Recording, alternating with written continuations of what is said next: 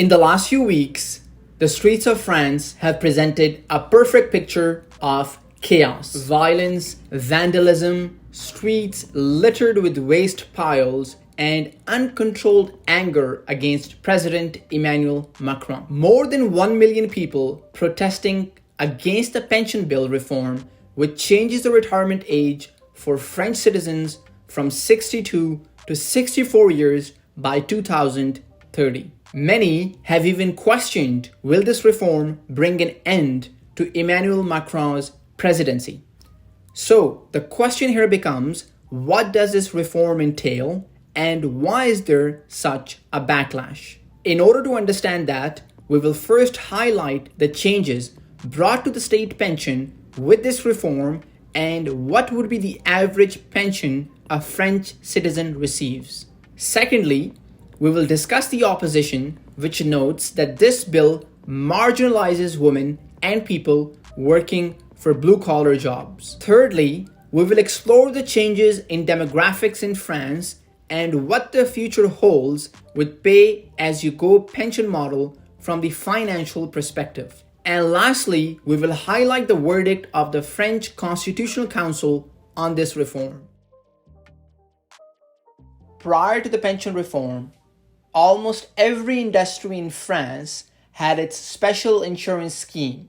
For example, the electricity and gas industry, the transport authority, and the agriculture industry. The most significant change this pension reform brings is the abolition of special pension schemes from September 1st, 2023. Now, there will be a single basic general scheme that will be provided to all French citizens. Additionally, the retirement age to receive a full pension is being incrementally increased from 62 to 64 years by 2030. This means that the government now expects you to work for at least 43 years or 172 quarters to receive a full pension. But what does this actually mean for a French citizen and how will their pension be calculated? The basic general state pension is calculated using 4 important components. Number 1, the average yearly income. Number 2, the pension rate, which can be a maximum of 50% and a minimum of 37.5% depending on the number of quarters you have contributed. Number 3, the total sum of the quarters for which your pension is credited. And number 4, the maximum length of insurance quarters you are required to contribute to receive a full pension. Now, in order to receive a full pension, an individual must contribute for 172 quarters, in other words, 43 years. Let's consider a simple example. John is a French citizen and on average earns 35,000 euros a year. He worked for 43 years or 172 quarters and gets a payment rate of 50%. As a result, his yearly pension will be 17,500 euros, which amounts to 1,458 euros a month. However, the pension rate decreases if John decides to have an early retirement. In other words, if he does not work for a total of 172 quarters, every quarter that John misses, he will incur a penalty of 0.62% from his pension rate. This means if John misses 10 quarters, his pension rate will be reduced from 50% to 43.7%, and his monthly pension will amount to 1,200 euros. It is also important to note that a maximum basic pension payment can be 1,714 euros. It cannot exceed this amount. To understand the opposition to this reform, we have to acknowledge that pensions in France has been a contentious topic for a long time, with a history of public protest against the changes. The protest goes as back as 1995, 2010, and even large riots in 2014 against reform proposals. The opposition and people protesting explicitly note that the current reforms disproportionately affect women since they take career breaks to have children and frequently work part-time after pregnancy. This makes it longer for them to accumulate the necessary 174 quarters of contribution. More importantly, women retire later than men and receive lower pensions, on average 40% less.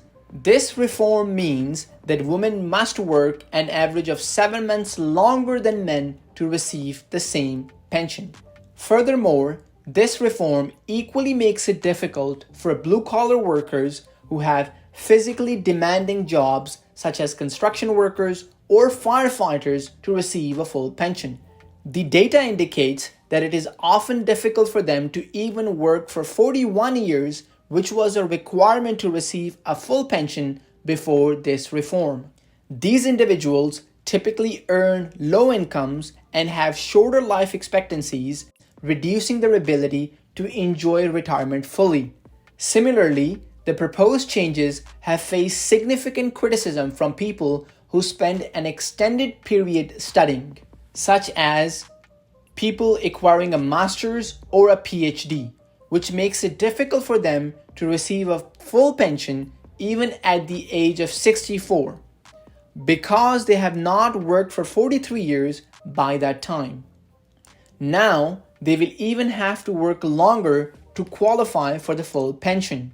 To make matters worse, despite major opposition, President Macron forced the bill through National Assembly, also known as a lower house, without any vote by invoking Article 49.3 of the French Constitution. Article 49.3 of the French Constitution permits the government to pass legislation without any vote. However, it equally gives the lawmakers a right to advance a no-confidence vote against the government within 24 hours. The opposition failed in both attempts to pass a no-confidence vote against the government. The public reaction against Emmanuel Macron's unilateral decision to bypass the lower house has been swift. There have been hundreds of acts of vandalism against public buildings and political offices, as well as over 2,000 incidents of arson, according to the Interior Minister. To have a comprehensive understanding of this reform, we also need to have a look at the demographics. The demographic composition of France is experiencing significant changes, with a steady increase in the number and ratio of senior citizens. This is anticipated to prevail until 2050. This shift is primarily driven by a decreasing fertility rate. A fertility rate that has fallen below the required generational renewal threshold of 2.1 children per woman. To expand further, in 2019, the average age at which French women had their first child was 31. A decade earlier, this age was 29. With the changing dynamics of work-life balance, women are delaying childbirth to establish their careers and achieve financial stability. As per projections, the elderly population aged over 65 will represent approximately 30% of the total population by 2050. This is an alarming statistic that will further negatively affect France's pension system. This is primarily because France operates on the pay-as-you-go pension system. It operates on the premise that current workers pay into the pension system and their payments are used to fund the benefits of current retirees. In simple words, a portion of funds is taken from the current worker's paycheck to pay the pension of retirees. Unlike in other countries, France does not invest the pension funds.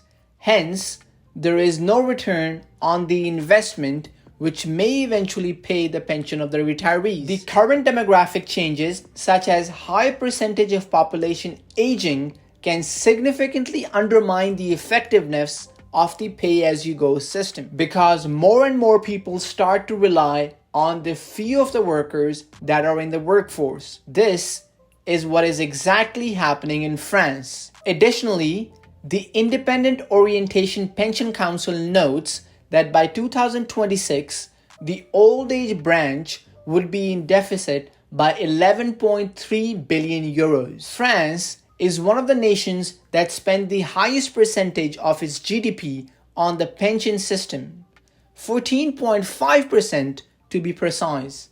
In comparison, the United Kingdom only spends 5.1% of its GDP on the pension.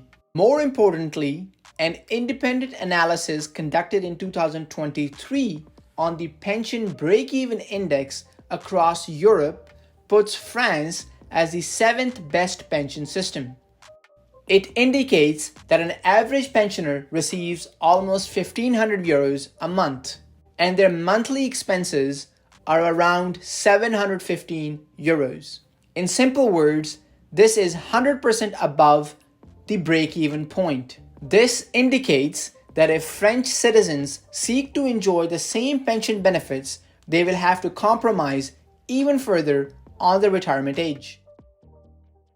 After months of protest, the union and the opposition parties joined forces together to appeal the pension reform bill at the highest court in France as a last attempt to stop President Emmanuel Macron. France's Constitutional Council approved President Emmanuel Macron's pension reform on April 14, 2023. The key reform in the legislation to raise the retirement age from 62 to 64 was validated by the court after 3 months of protest. The court struck out 6 measures not seen as fundamental to the essence of the reform and rejected a request for a referendum on an alternative pension law that would keep the retirement age at 62. President Emmanuel Macron signed the bill into law on April 16, which will take effect on September 1st, 2023.